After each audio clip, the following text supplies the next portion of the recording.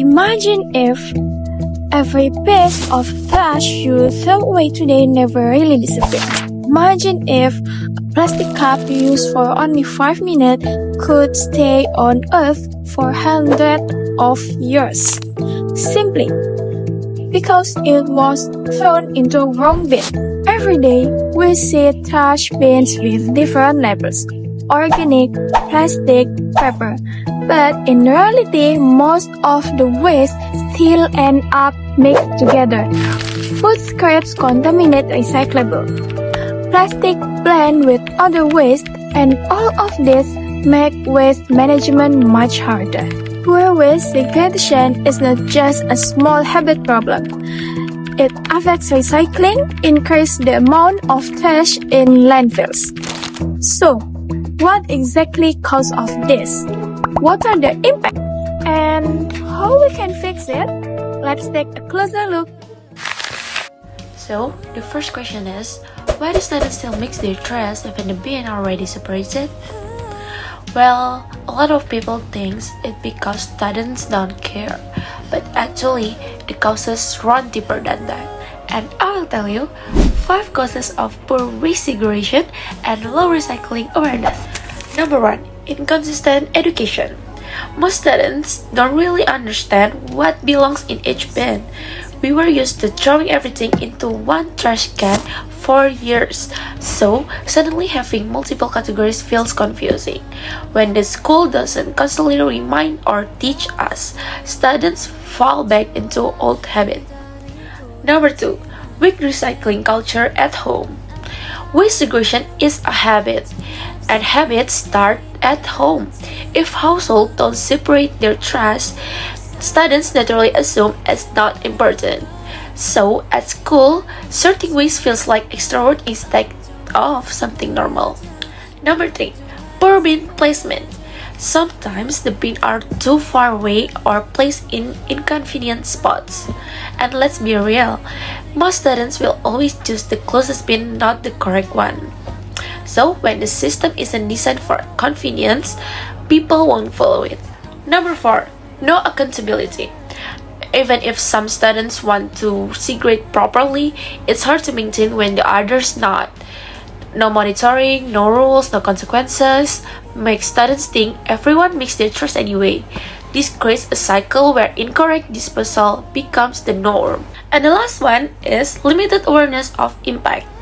Many students don't realize that mixing organic waste and recyclables contaminates everything. Once contaminated, the whole batch usually ends up in a landfill. Because the impact isn't visible, people assume it doesn't matter. If you think that there will be no impact from these habits, then I'm gonna tell you 5 impacts from lack of recycling habits. First, it's faster depletion of natural resources. Second one, it increased volume of waste in landfills. The third one, it can cause higher pollution levels.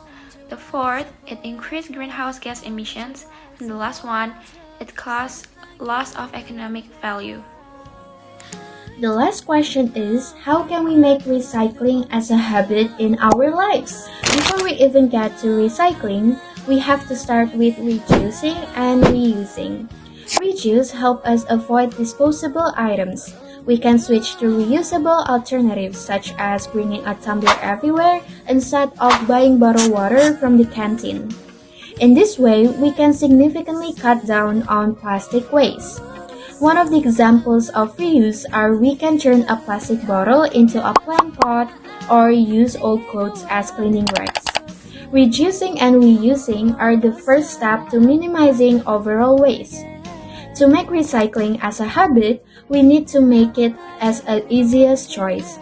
You can take advantage of this by placing recycling bins in convenient places. When recycling becomes the most accessible option, it becomes much easier to turn it into a daily habit. To conclude, poor waste segregation and the lack of recycling awareness are not just simple habit issues. They are real-life environmental challenges with long-term consequences. When certain trash is thrown into the wrong bin, they tend to contaminate recyclables, they affect the continuance of landfills to increase, and natural resources are manipulated and taken for granted. However, these problems are not very much completely permanent. To reduce the consequences by starting with small actions like using less of disposable items, making recycling bins accessible, reducing and reusing materials, as well as spreading awareness across homes, workplaces, and hallways, the tiniest change becomes meaningful and possible. Proper waste segregation is a collective commitment to a cleaner, healthier, and more sustainable world from the people within.